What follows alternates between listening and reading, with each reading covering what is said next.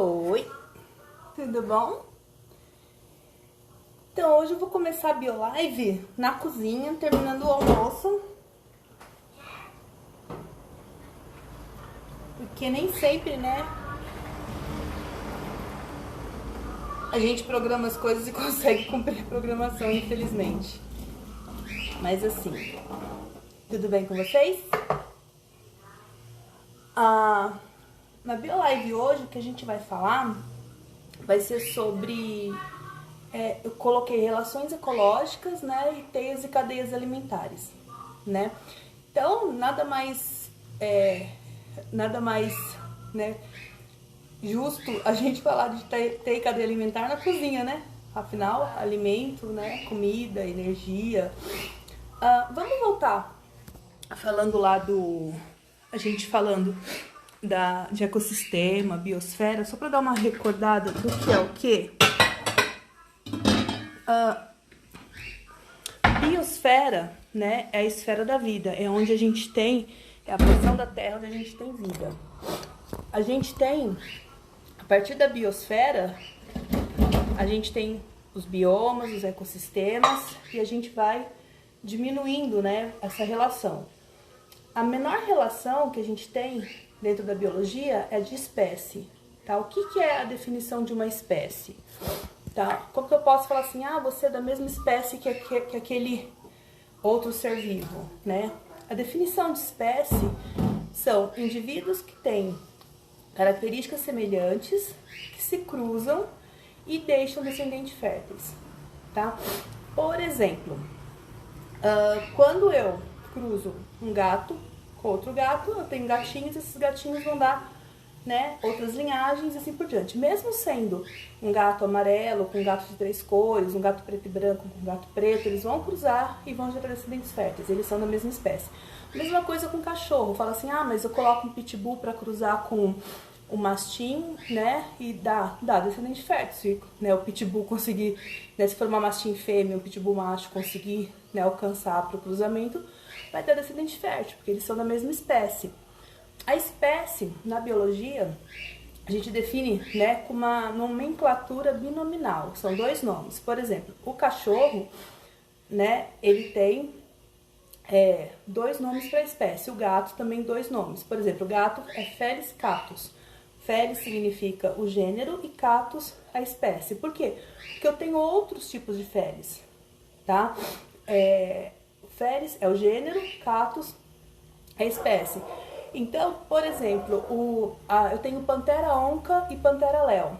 Panthera onca é a onça, Panthera leo é o leopardo, tá? São 2 espécies diferentes. Se eles, porventura, vierem a cruzar, né, e tiver um descendente, esse não vai ser fértil, tá? É a mesma coisa que acontece com o nosso burro ou a nossa mula. A mula e o burro, eles são híbridos, né? Pegou uma égua, que é o Equus cabalus, cruzou com o jumento ou asno, que é o Equus asinus, são 2 espécies diferentes, né? Equus é o mesmo gênero, cabalus é espécie e asinus é espécie. Tudo bom, João? Tudo bom, Beth? Então, são 2 espécies diferentes e gerou um descendente. Esse descendente, né, tá ali. Só que se o burro for cruzar com a égua, ou for cruzar com o jumento ou com o asno, não vai ter um descendente fértil, porque o número de cromossomos é diferente, porque ele, né, ele não são indivíduos da mesma espécie, então ele é um híbrido. A mesma coisa, se de repente pegar o burro e quiser cruzar com a mula, também não vai conseguir, não vai sair nada. No meu mestrado eu trabalhei, né, com o pacu, que é o Colossoma, que é o Piaractos mesopotâmicos, e o tambaqui, que é o Colossoma macropomon. São 2 espécies diferentes, inclusive de gêneros diferentes, né? E essas 2 espécies, né, geraram, então, o pacu com o tambaqui, ele dá o tambacu. E o tambacu é um híbrido que, teoricamente, não é fértil. Só que aconteceu pode acontecer, né? Uma raridade, que é assim que acontece a especiação. Alguns tambacus que foram soltos nos rios conseguiram cruzar com pacus e com tambaquis. Então deu um maior problema. Então a gente tem, né, em alguns rios aí, uns híbridos, né, que na realidade, oi Charles, que na realidade eles conseguem cruzar, tá? O que não acontece na biologia, porque o híbrido não pode cruzar, mas muitas vezes acontece. Dá esses, né, esses tilts na natureza, e aí é onde acontece a especiação, onde acontece uma nova espécie, né, a origem de uma nova espécie. Então, em biologia, né, como eu falei, espécie, nomenclatura binominal, primeiro nome é o gênero, segundo é a espécie, tá? Quando várias espécies, elas moram junto, elas vivem junto, elas formam uma população. Por exemplo, a espécie humana vive junto, né, todo mundo junto, a gente é uma população de seres humanos. Uma espécie que vive junto, vários leões, uma população de leões. Quando várias populações estão juntas, ou seja, espécies diferentes, com grande quantidade de indivíduos estão juntas, eles formam uma comunidade. Por exemplo, aqui em casa eu posso falar que eu tenho uma comunidade, porque eu tenho 4 gatas, agora eu tô com 2 cachorros, né? Tenho o Lube para adotar, quem conseguir me ajudar a fazer a adoção da criaturinha, eu agradeço bastante. Tenho uma calopsita, tartaruga, e, né, eu e Maria somos os seres humanos, né, Homo sapiens, e tenho as plantas também, as várias espécies de plantas. Então a gente tem uma comunidade aqui. E por que não falar, né, Mel? E por que não falar que a gente tem um ecossistema, né? Eu posso não ter um macro ecossistema, mas eu tenho um micro ecossistema aqui em casa, né? E assim, né? Então, espécie, população, comunidade. Das comunidades vão formar os ecossistemas vão formar os biomas e vão formar a biosfera. Então, todos os seres vivos que estão na natureza formam a nossa biosfera, tá? Quem começou a estudar isso, a parte de ecologia, que isso tudo faz parte do componente disciplina, né? Da matéria ecologia, tá? Quem começou a estudar isso foi Ernest Haeckel, só não lembro o ano, gente, eu vou colar aqui, tá? 1870. Ele começou a falar de unidades biológicas, né? E começou a ver como que funcionava isso. Como que funcionava esses ecossistemas, as relações que aconteciam entre os seres vivos nesse ecossistema, né? Darwin, ele já falava de inter-relações, né? E Haeckel, né, vendo Darwin falar dessas inter-relações, ele foi estudar quais seriam essas inter-relações, né? E quais são essas inter-relações que a gente tem no ecossistema? Essas inter-relações que acontecem, né? Aí a gente entra nessas inter-relações, é onde a gente entra com a teia e a cadeia alimentar, né? Porque muitas dessas inter-relações estão, né, diretamente ligadas ao quê? Ao alimento, a busca de alimento, a sobrevivência do indivíduo, né? Então, nada mais legal do que eu estar aqui na cozinha fazendo comida e falando de teia, cadeia alimentar e alimento para vocês. Por exemplo, né? Quando eu estou fazendo uma batata, eu estou pegando um outro ser vivo, né? Peguei esse ser vivo, apesar que o pessoal fala, mas não é ser vivo, não vai sentir. Vai sentir também, uma batata é um vegetal, né? Pra mim, no meu entendimento, é um ser vivo. Ele vai sentir a mesma coisa que um animal vai sentir. Que eu não vou comer galinha, porque a galinha, né, ou boi, eu respeito os vegetarianos, mas nós somos carnívoros, né? Nós temos os caninos, a gente precisa de proteína, como eu falei no outro aula, a gente não consegue produzir a nossa própria proteína.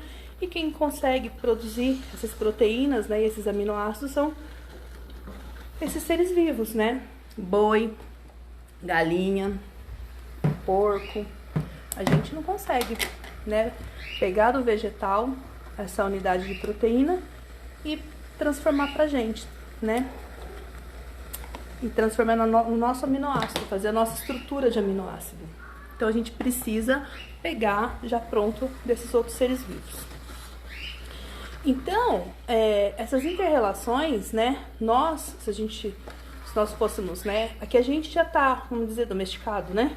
A gente já não vive, não consegue mais viver no ambiente lá fora. Se soltar a gente para viver no mato, poucas pessoas, né, vão conseguir chegar lá, matar um bicho, caçar um bicho, fazer uma comida, ou comer o bicho cru, né, pegar larvinha de toco para comer, né?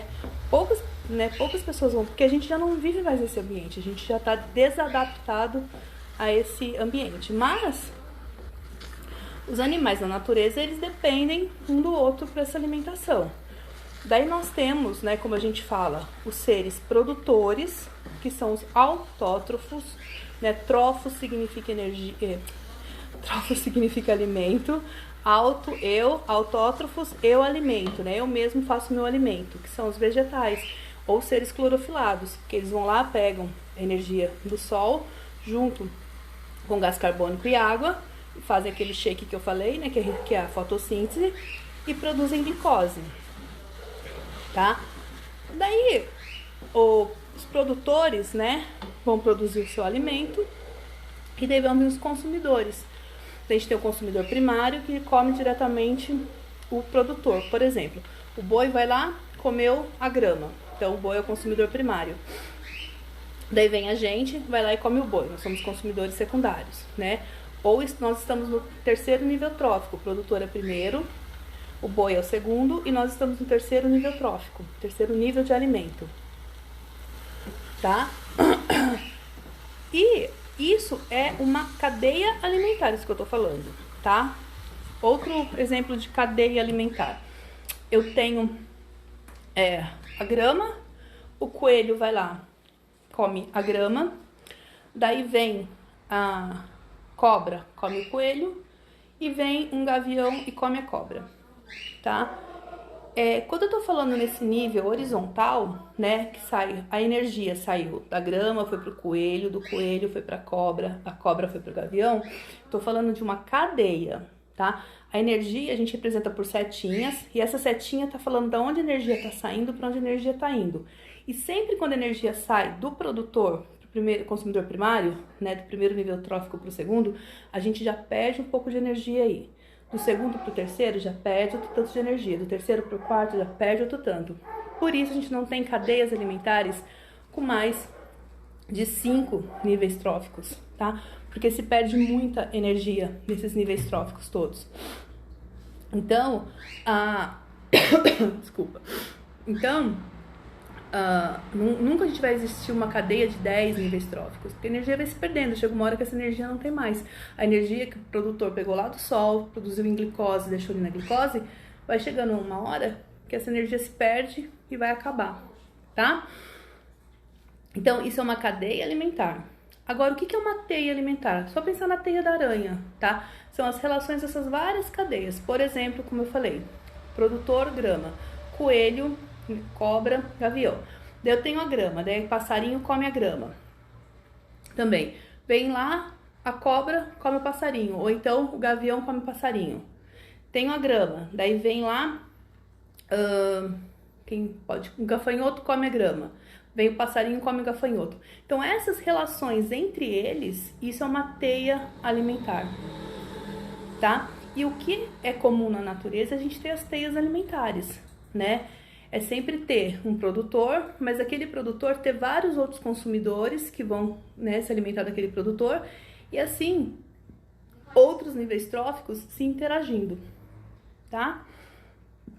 Não sei se deu para entender o que eu falei direitinho, né? Mas é basicamente isso.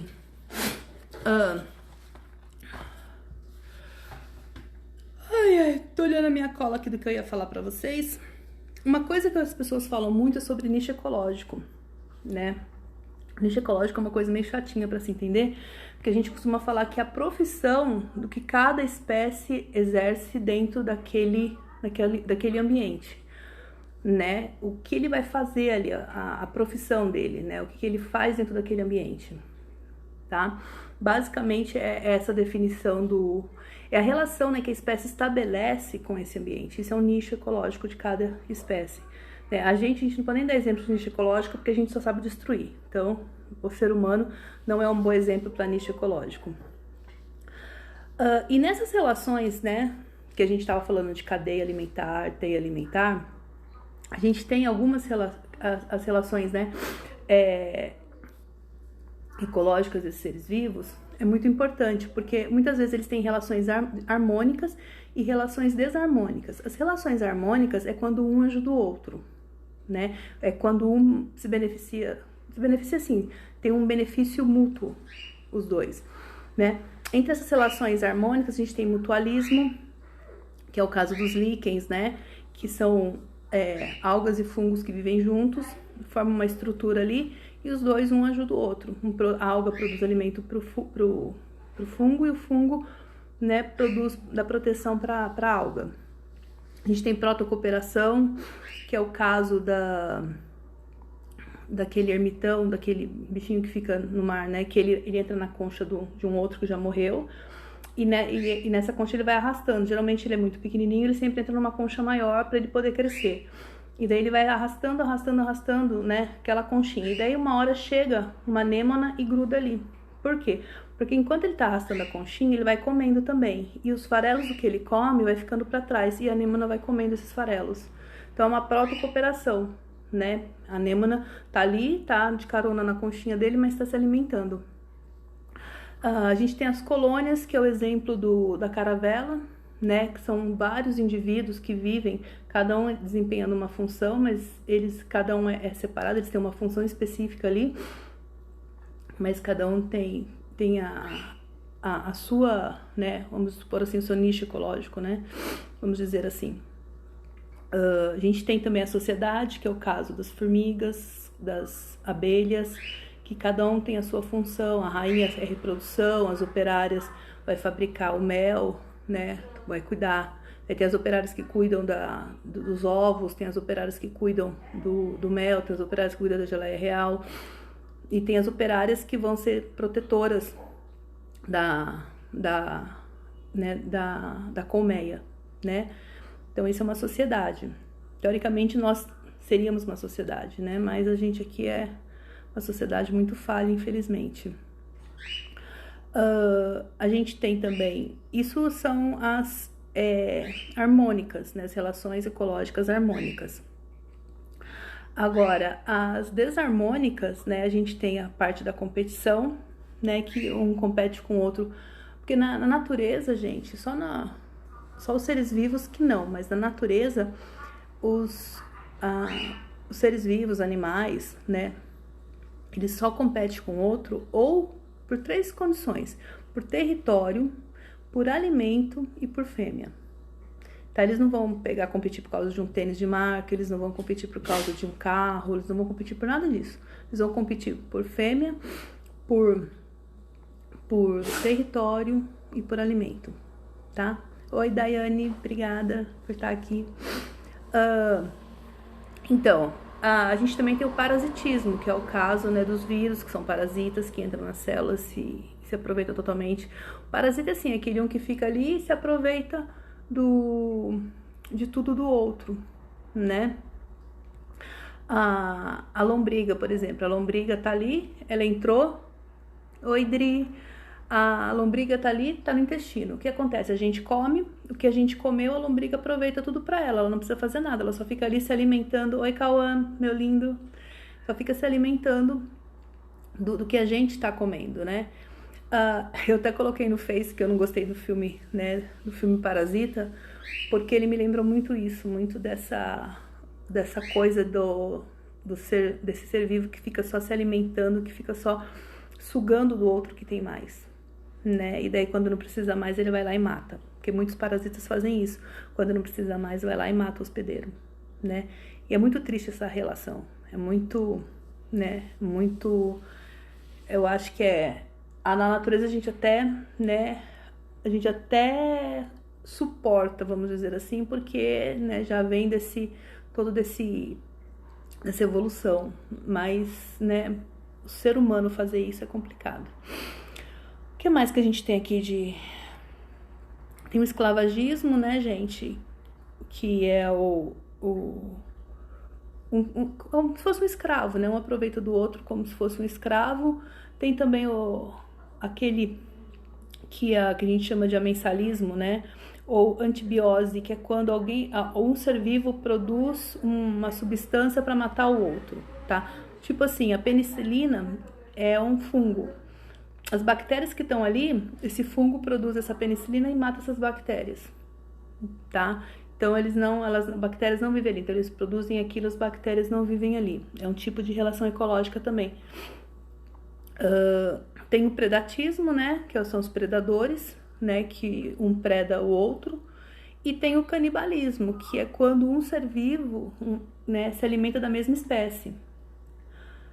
Canibalismo a gente vê bastante na natureza, bastante canibalismo, né, na natureza, mas essas relações, né, ecológicas acontecem porque o ser vivo vive, né, nesse ambiente, vive num ecossistema, vive num bioma, e eles precisam estar ali, eles precisam se alimentar, precisam no território e precisam, né, o melhor adaptado sobrevive. É onde a gente já entra com a teoria do Darwin, né, da evolução. Os melhores adaptados sobrevivem. Então, ele tem que se adaptar àquele ambiente. Então, muitos fazem relações de mutualismo, tipo um ajuda o outro. Um exemplo de mutualismo muito legal é o boi, né? O boi, ele tem o rumen, né? Que é o estômago antes, é uma cavidade antes do estômago dele. Ele come a grama, essa grama vai pro rumen. Só que pro boi conseguir quebrar, lembra que eu falei da celulose? Pro boi conseguir quebrar a celulose, o boi é um mamífero, ele também não tem enzima celulase. O que acontece? No rumen ele tem bactérias que produzem a celulase. Então vai lá para lá, essas bactérias quebram a celulose, que é essa parede celular. Daí ele regurgita novamente, né? Ele vomita e começa a mastigar de novo. No que ele mastiga, ele vai de novo lá. O que sobrou, que ainda não foi quebrado, as bactérias vão lá e quebram. E as bactérias também se beneficiam, porque elas estão comendo, estão se alimentando também. Ele vai de novo até quebrar tudo. A hora que ele quebra tudo, ele consegue engolir, consegue quebrar e consegue aproveitar a glicose que está na celulose, tá? Então, isso é um mutualismo. É a mesma coisa que acontece com os cupins. Os cupins, eles são formigas, né? Como se a gente fosse comparar, eles são formigas. Os cupins não conseguem quebrar a madeira, porque a madeira é celulose, né? E o que acontece? No estomaguinho do cupim, tem protozoários que quebram a celulose. Então, o cupim come, esses protozoários ajudam a quebrar também, o protozoário se alimenta também dessa madeira e o restante da glicose, que é quebrada, né, da celulose, vai pro cupim, tá? Isso é um mutualismo. Isso é uma forma dos seres vivos irem se adaptando e irem vivendo, irem sobrevivendo a determinados ambientes. Por exemplo, a gente, todos os mamíferos, né? A gente tem nas nossas células, todas as nossas células têm a mitocôndria, né? Que é onde faz a respiração celular. A mitocôndria tem um DNA mitocondrial. Esse DNA mitocondrial é passado de mãe para filho. Só de mãe para filho, tá? O homem não passa o DNA mitocondrial, porque a mitocôndria, né, do homem fica lá no espermatozoide para fazer o movimento para o rabinho, né, nadar, para dar energia para o rabinho nadar, né? E quando o espermatozoide fecunda o óvulo, esse rabinho se perde, essa mitocôndria se perde. Então, todo mundo, eu costumo brincar, todo mundo é filho da mãe, mas é mais filho da mãe do que filho do pai por conta do DNA mitocondrial. Porque a mãe tem no óvulo, né? O óvulo é fecundado, então a mãe passa para a filha ou para o filho o DNA mitocondrial, né? Mas o pai não passa para o filho esse DNA. E essa mitocôndria, pela, né, endossimbiose, que é uma teoria, né, da evolucionista, fala que aconteceu lá no origem das espécies, lá no começo, né, quando teve o Big Bang. Depois a gente pode até falar disso, que é legal, dos chomps, né, carbono, nitrogênio, hidrogênio, oxigênio, fósforo, enxofre. Acho que eu não falei dos chomps ainda, né? Acho que eu não falei da teoria da evolução ainda. Mas lá no começo, né, o que acontece? Essas bactérias, haviam células que faziam fermentação, começa assim, haviam células que faziam fermentação, essas células fermentadoras, né, elas englobaram essa bactéria, porque a mitocôndria é uma bactéria, porque é o DNA circular, né? Membrana plasmática, DNA circular e ribossomo, não tem mais nada lá dentro. Tem isso. Essa bactéria englobou, esse ser fermentador englobou essa bactéria, e eles começaram a ter um mutualismo. Por quê? Porque esse ser fermentador protegia a bactéria produzia energia para o ser fermentador, e esse ser fermentador não precisava mais fermentar, ele começou a fazer respiração celular, ele começou a pegar a glicose que estava ali, respirar, fazer ATP, e não precisava mais fermentar. E o ATP tem muito mais energia do que a energia produzida na fermentação. A respiração celular produz muito mais energia do que a fermentação. Então, para essa célula, é muito mais vantagem ter esse mecanismo. E essa célula foi, né, aumentando, daí vem a evolução toda, né, dessa ser fermentador, que virou o primeiro animal, né, o primeiro organismo, né, vivo, que daí originou animal, originou os vegetais, e foi, né, deu essa origem. Então, a mitocôndria tem uma teoria da endossimbiose, que a mitocôndria é uma bactéria que entrou nessa célula, né, e que a gente tem, teoricamente, uma bactéria que vive dentro da nossa célula, que faz a respiração celular. E, na realidade, é muito plausível, né, essas teorias. Por quê? Porque no nosso intestino, né, para a gente conseguir aproveitar as nossas vitaminas, quem fica ali aproveitando as vitaminas pra gente são as bactérias. Se não tivesse as bactérias no nosso intestino, a gente não conseguiria aproveitar as vitaminas, a gente não consegue tirar isso dos alimentos, as vitaminas. Além de outras coisas, né? Eu costumo brincar também, falar pra galera que, na realidade, quem solta gases, os flatos, né, os puns, não é a gente que solta, são as nossas bactérias, porque elas produzem, né, elas fermentam ali, produzem gás metano, e esse gás fica no nosso intestino, e daí a gente expele esse gás, né, junto com a parte da digestão, né? É muito, muito louco isso. Mas eu gosto muito dessa parte de falar de evolução, das bactérias, dos vírus. A gente acha, né, que bactérias, fungos, que eles não tem a menor importância pra gente, mas pelo contrário, né, eles são os seres mais importantes, como eu falei lá na outra BioLive.